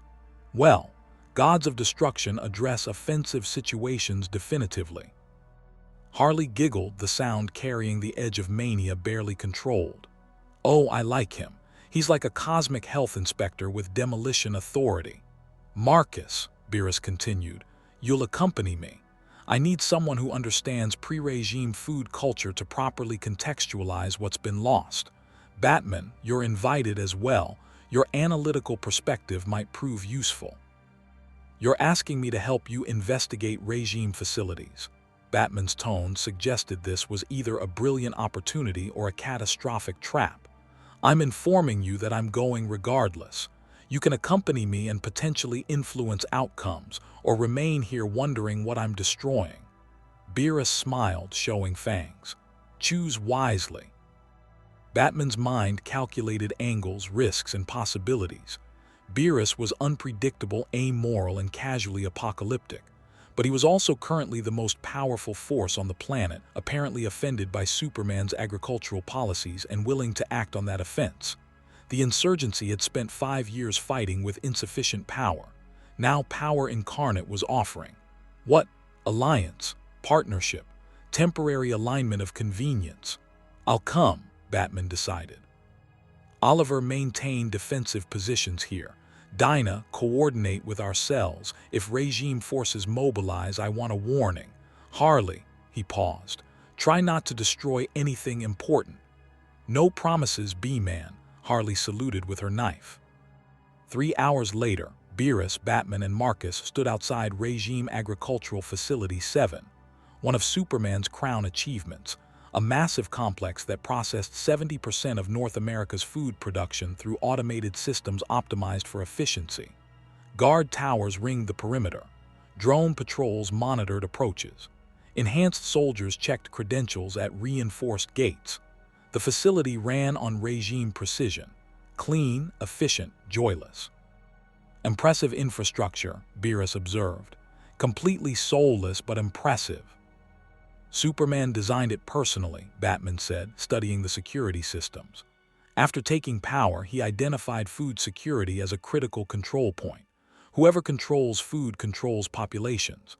Within 2 years, he'd centralized 90% of agricultural production into facilities like this. And the other 10%, small farms, personal gardens, black market operations like what supplies Marcus. The regime tolerates them because complete elimination would spark more resistance than it's worth, but regulations make them barely functional. Beerus walked toward the main gate. No stealth, no subterfuge, just approaching with the casual confidence of someone who considered security systems beneath notice. The guards reacted predictably, weapons raised, challenges issued, protocols engaged. Halt! This is a restricted regime territory. Authorization required for. Beerus flicked his finger. The gate ceased to exist, not destroyed, not opened, simply erased, the atomic structure unraveled by Haka energy until the reinforced titanium was less than memory. Alarms shrieked, soldiers mobilized, drones converged, and Beerus walked through the space where the gate had been, tail swishing with growing irritation. I'm conducting an inspection, he announced to the facility at large, voice carrying supernaturally. "Anyone who interrupts will be erased. Resume your normal operations or flee. I don't particularly care which." Batman and Marcus followed, Batman's cape billowing as regime security systems painted them with targeting lasers no one dared fire. They entered the main processing center, a cathedral to industrial efficiency, machines sorting and packaging nutrition paste with mechanical precision. Thousands of tons of raw ingredients entered one end. Standardized meal units emerged from the other. No waste, no variation, no soul. Marcus looked physically ill. "They're processing everything into paste. Vegetables, grains, proteins, all of it reduced to gray sludge. Optimal nutrition delivery," quoted Batman, having read the regime's documentation. Superman calculated that solid food was inefficient. Chewing time, digestion variations, preference-based consumption patterns, all eliminated through standardized paste consumption. Beerus approached one of the processing vats, peered inside at churning gray matter that had once been actual food, and his expression went absolutely cold. "They're destroying ingredients at the source, not even preserving them for potential future use. Just eliminating culinary potential for convenience." A supervisor approached nervously, middle management who'd probably worked in food service before the regime and now administered Superman's vision through bureaucratic necessity. "Sir, this facility operates under Regime Decree 2847. All processing follows approved protocols. If you have concerns, you can file a formal." "Where do the eliminated crops go?" Beerus interrupted. What? The strawberries, mangoes, heritage grains, heirloom vegetables, the crops your regime decided were inefficient. Where are they?" The supervisor swallowed. "Incinerated. Regime policy prohibits unauthorized agricultural diversity. Seeds are destroyed to prevent black market cultivation." Beerus went very, very still. His tail stopped moving. His expression became perfectly neutral, the kind of neutrality that preceded divine judgment.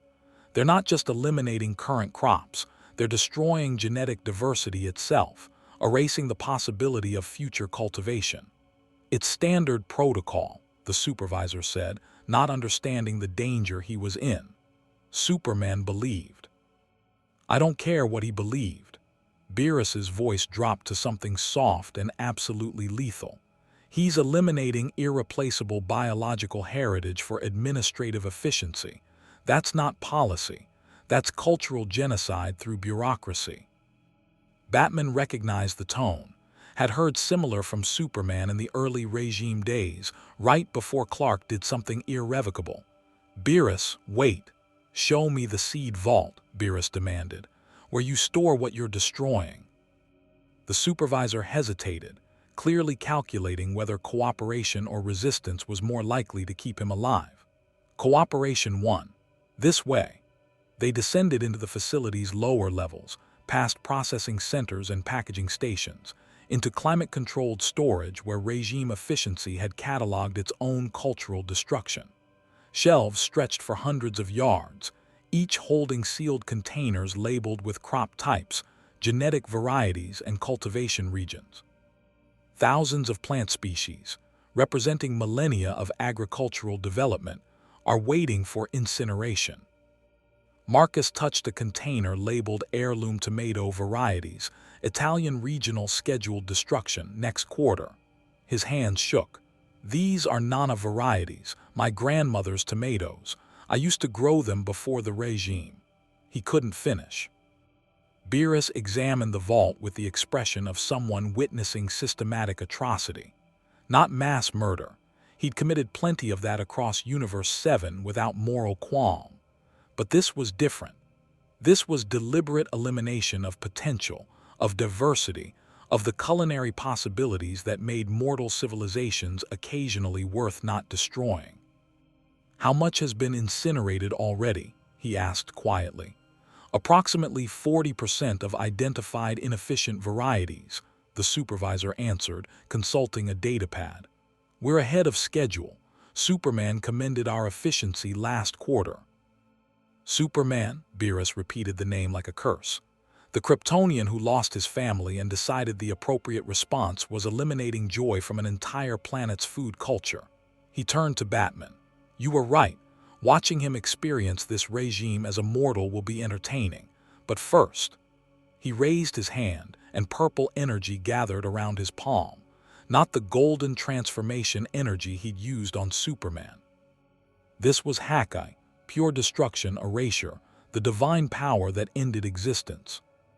Wait, Batman stepped forward. If you destroy this facility, you destroy the seeds too. Everything the regime hasn't incinerated yet, it's all here. We could preserve it, rebuild agricultural diversity after the regime falls, restore what Superman eliminated. Beerus paused. You're suggesting I spare this offense against culinary diversity to preserve genetic material. I'm suggesting, Batman said carefully, that destroying the prison doesn't free the prisoners if they're inside when it explodes. The regime is the enemy, not the seeds they're holding hostage. The Hawkeye energy flickered, wavered. Beerus's tail swished with agitation. Finally, he lowered his hand. Fine, but I'm confiscating this entire vault. Marcus, how many of these containers can your insurgency safely store? Marcus blinked. All of them. We have hidden facilities, climate control, people who remember how to cultivate. Then take them. All of them.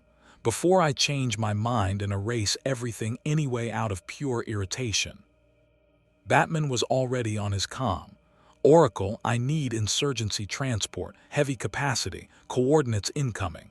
We're liberating the regime's seed vault. We're what?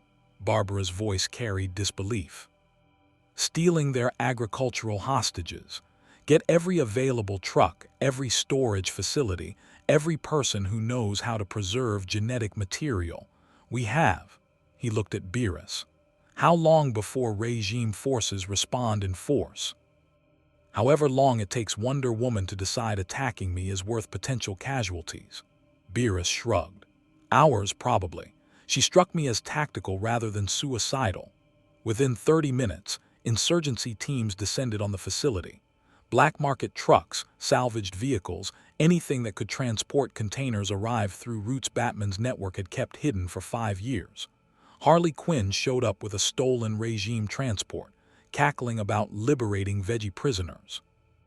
Green Arrow coordinated loading with military precision. Black Canary used sonic screams to expedite entry through security doors. The regime's guards watched, weapons ready but not firing, caught between protocol demanding they stop unauthorized confiscation and survival instinct screaming, not to engage the Purple God, casually destroying their facility's infrastructure whenever it annoyed him.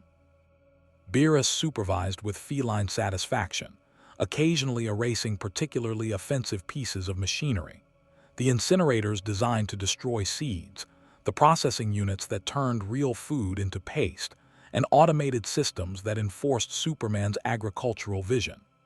Each erasure was precise, surgical, eliminating the regime's capacity to continue cultural genocide while preserving the vault's contents. Superman received the reports in his protected observation room, still mortal, still healing. Diana delivered the briefing with controlled fury. The creature is dismantling Agricultural Facility 7. Batman's insurgency is confiscating the seed vault. We have forces ready to respond, but engagement means casualties we can't afford against something that defeated our entire combined strength. Clark stared at surveillance feeds showing his carefully designed facility being selectively destroyed. 5 years of work. His solution to food scarcity, to inequality, to the chaos of uncontrolled agricultural markets, being torn apart by a god who cared more about culinary diversity than Clark's vision of ordered efficiency. Let them take it, Superman said quietly. What? The seeds, the vault, let them have it. Clark touched his bruised ribs, feeling pain that wouldn't have registered days ago. When my powers return, we'll rebuild. But fighting that thing now means people die. Soldiers, civilians, everyone caught in the crossfire. He met Diana's eyes. Is preserving one facility worth those casualties? Wonder Woman stared at him like she didn't recognize the person speaking, because this wasn't how Superman made decisions anymore. For 5 years, he'd committed absolutely to every policy, defended every decree, doubled down on every harsh necessity. Compromise was a weakness. The retreat was a failure. The regime's authority was absolute, or it was nothing.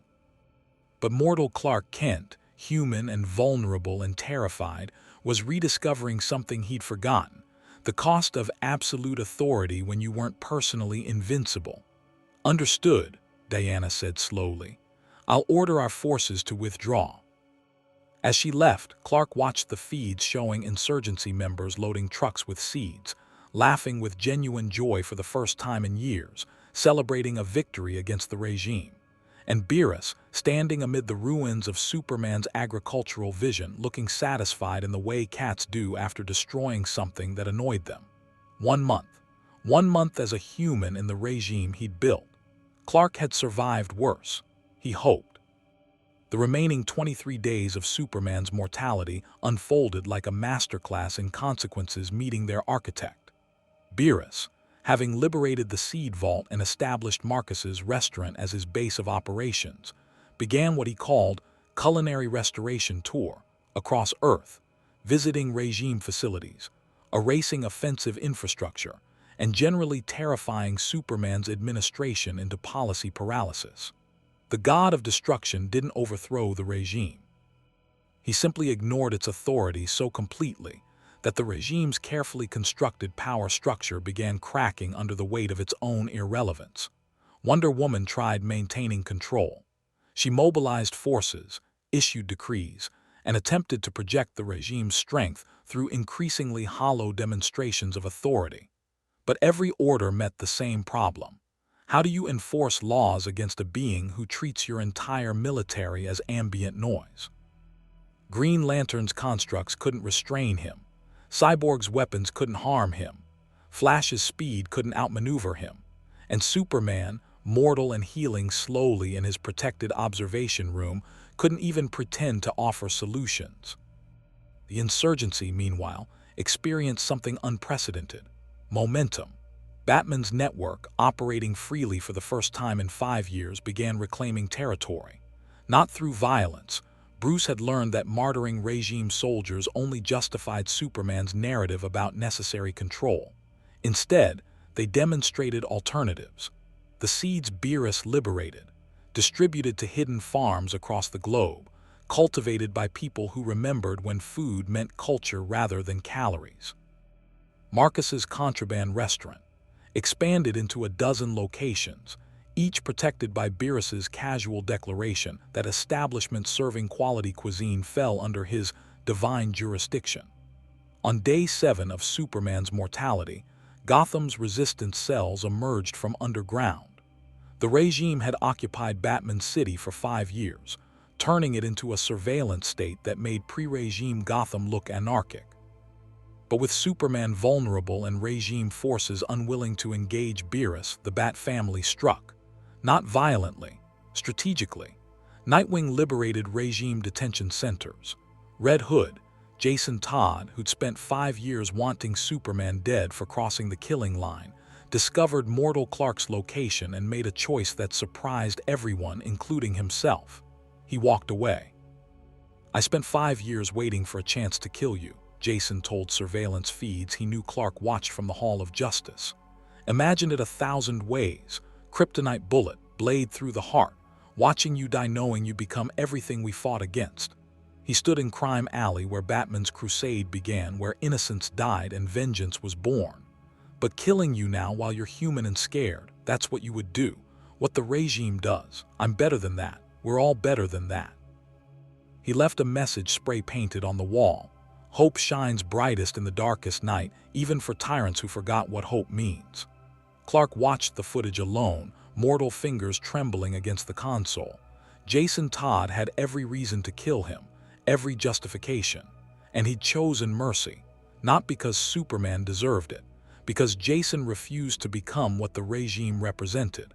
The irony cut deeper than any kryptonite.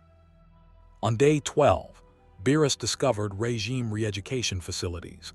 sanitized terminology for prisons where dissidents underwent attitude correction through psychological manipulation, sensory deprivation, and chemical compliance. Superman had designed them personally, convinced that forced rehabilitation was more humane than execution. Most inmates were guilty of nothing more than speaking against regime policies. Some had been imprisoned for teaching children pre-regime history. Others had committed the crime of remembering when Earth valued freedom over safety. Beerus walked through the facilities with Marcus and Batman, examining the clinical efficiency of systematic oppression. Cells optimized for breaking human will. Therapy sessions are designed to rewrite personality. Medication protocols that turned passionate resistors into compliant shadows. All justified through regime documentation claiming this was merciful correction rather than cruel punishment. Your Superman built concentration camps and called them rehabilitation centers, Beerus observed, tail lashing with barely controlled fury. He eliminated people's identities and claimed it was compassionate. He believed he was fixing broken people, Batman said quietly, making them better, safer, preventing future crime by eliminating the psychological capacity for dissent. Eliminating dissent, Beerus repeated, like eliminating strawberries, removing diversity for efficiency. He looked at Batman. You were his friend, his partner. When did you realize he'd become irredeemable? Bruce was silent for long moments. The day he imprisoned a 6-year-old girl for asking why heroes don't smile anymore, sent her to re-education because her question demonstrated concerning ideological deviation. That's when I knew he wasn't broken. He'd rebuilt himself into something that made his brokenness functional. Beerus nodded slowly. I've seen it before. The tyrant who perfects his tyranny, who creates systems so internally consistent they seem logical even while perpetrating atrocities. They're the hardest to judge because they genuinely believe their narrative. Are you going to kill him? Marcus asked. When his powers return? I haven't decided. Beerus examined a re-education chamber, reading the clinical notes documenting someone's personality dissolution. Part of me wants to erase him simply for the offense of existing.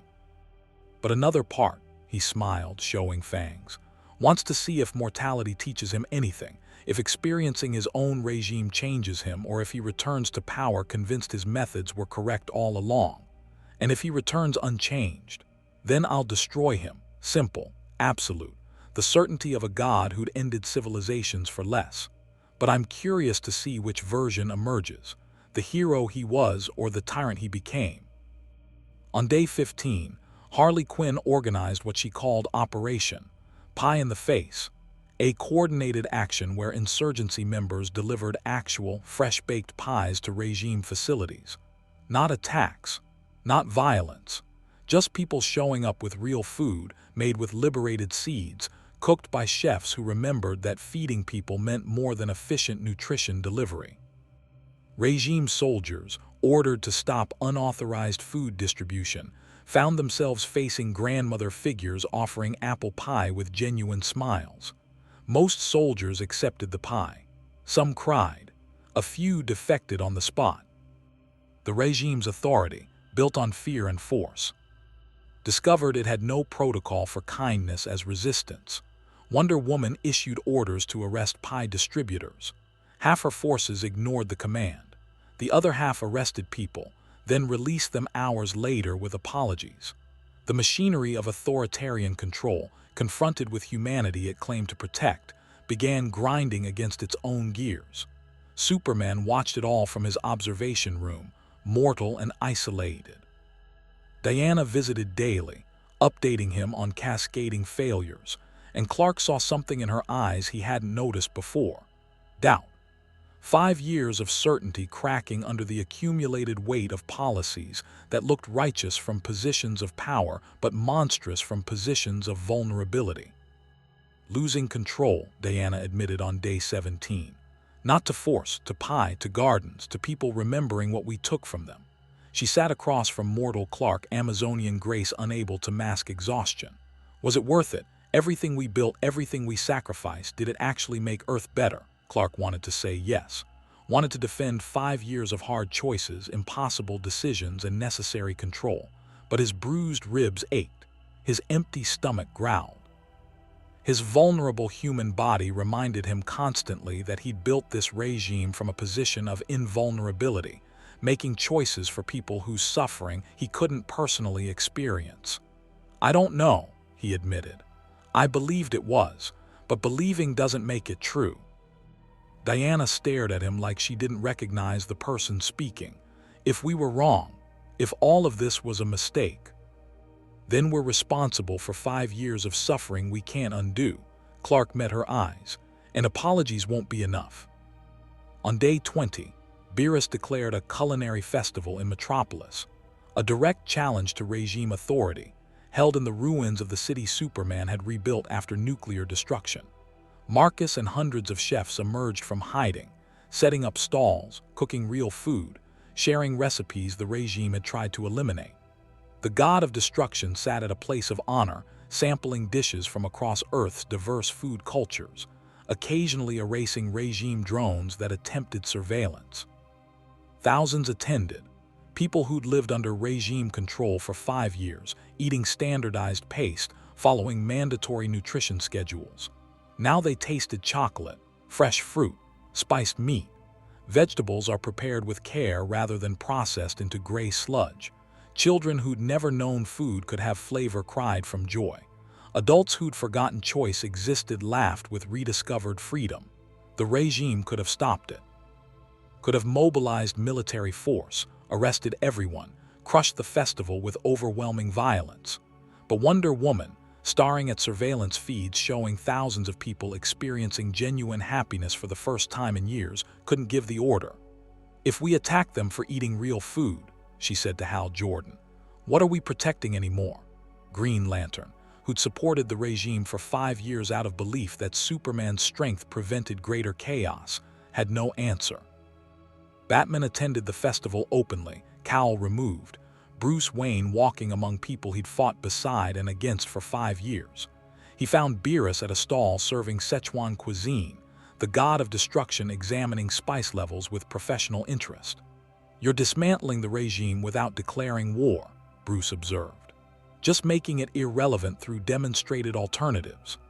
"War is inefficient," Beerus said, consuming a particularly fiery dish without visible discomfort. "Destroying things is easy. Making them obsolete through superiority takes actual effort." He glanced at Bruce.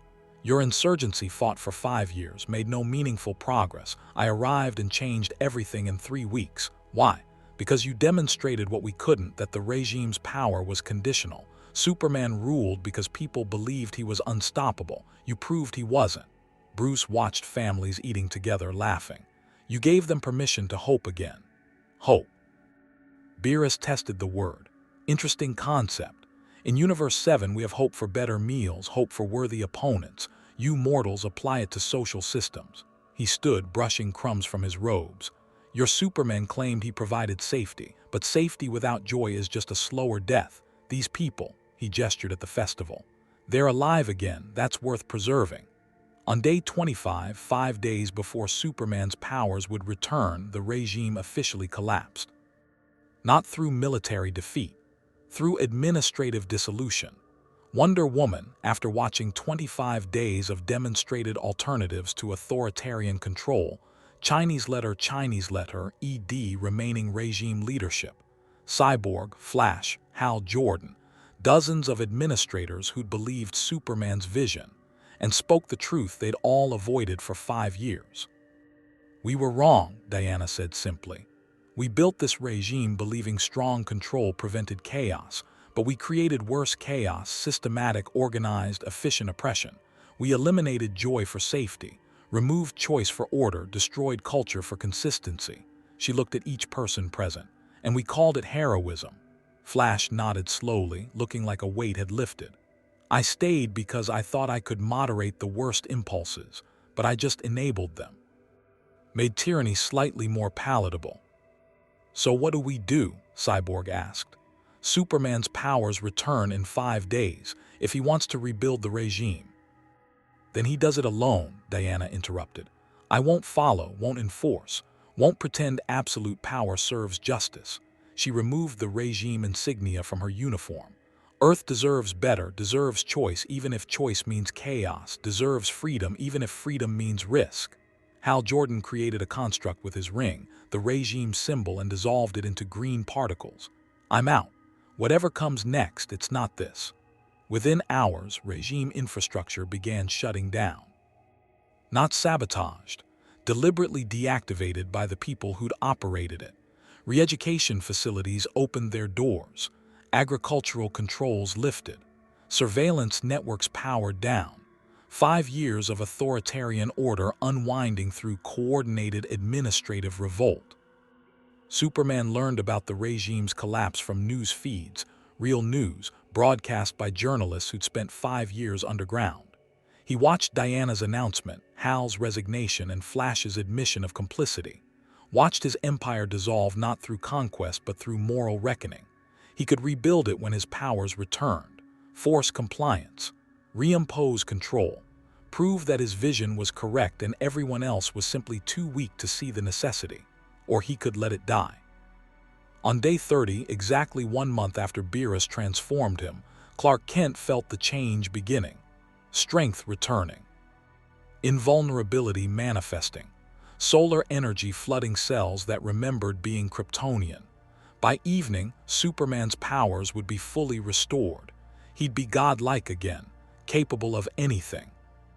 He found Beerus at Marcus's restaurant. The establishment had become legendary, a symbol of resistance through quality cuisine. The god of destruction sat at his usual table, consuming what Marcus called a celebration meal, dishes representing Earth's culinary diversity prepared with seeds Beerus had liberated. "Your powers return today," Beerus observed without looking up. "How does it feel?" "Terrifying," Clark admitted, surprising himself with honesty. "I spent a month vulnerable. Experienced the regime I built from the position of the people I claim to protect. It was," he struggled for words, "worse than I let myself acknowledge. And now you'll have the power to rebuild it." Beerus consumed a perfectly seared fish. "Or destroy it completely. What will you choose?" Clark sat across from the god, mortal for a few more hours. "I don't know. Part of me wants to prove I was right. That strong control prevents the chaos that killed Lois. But another part." He looked at his hands, soon to be invulnerable again.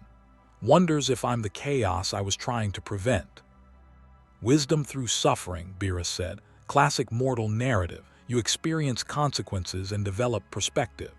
He set down his utensils, meeting Clark's eyes directly. "Here's what happens next. Your powers return. You'll feel unstoppable again. The temptation to rebuild, to control, to prove your vision was correct will be nearly overwhelming." His tail swished once. "Resist that temptation or I will destroy you and this planet. Simple as that. You'd kill billions because I made the wrong choice.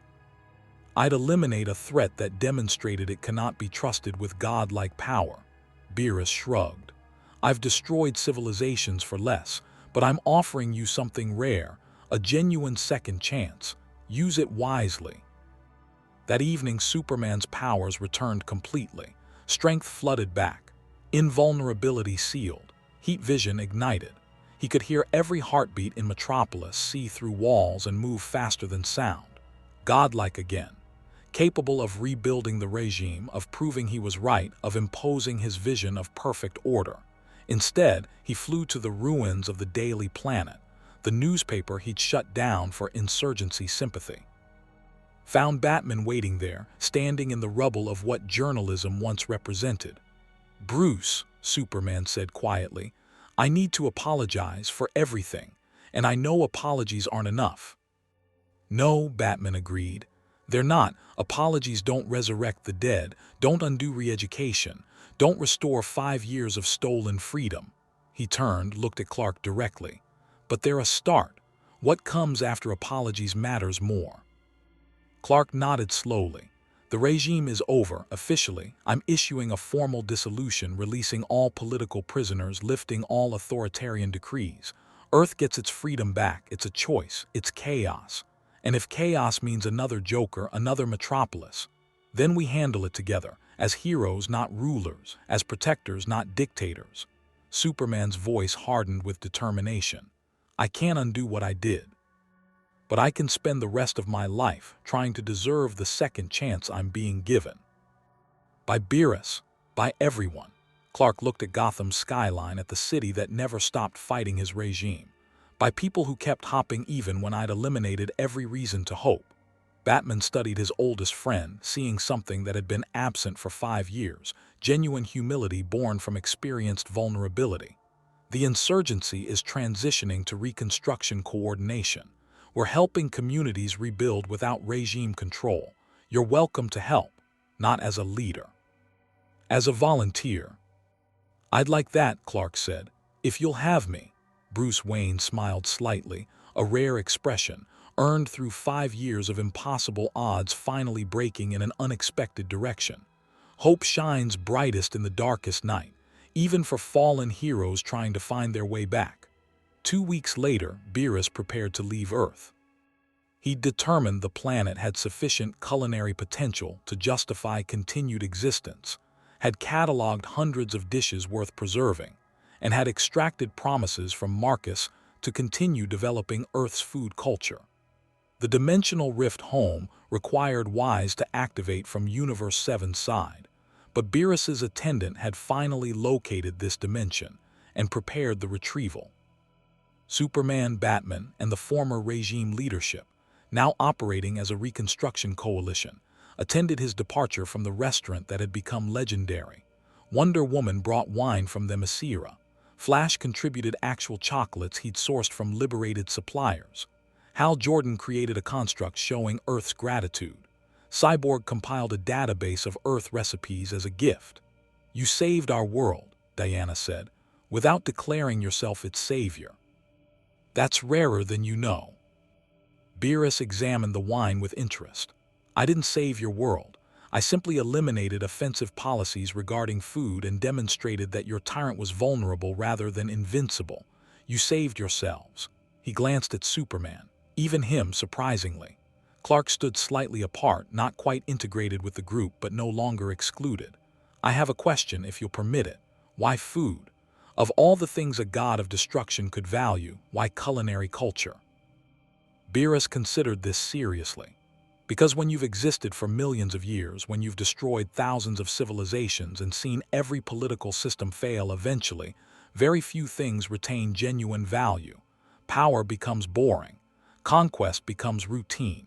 But a perfectly prepared meal, crafted with care and genuine skill, he smiled. That remains meaningful.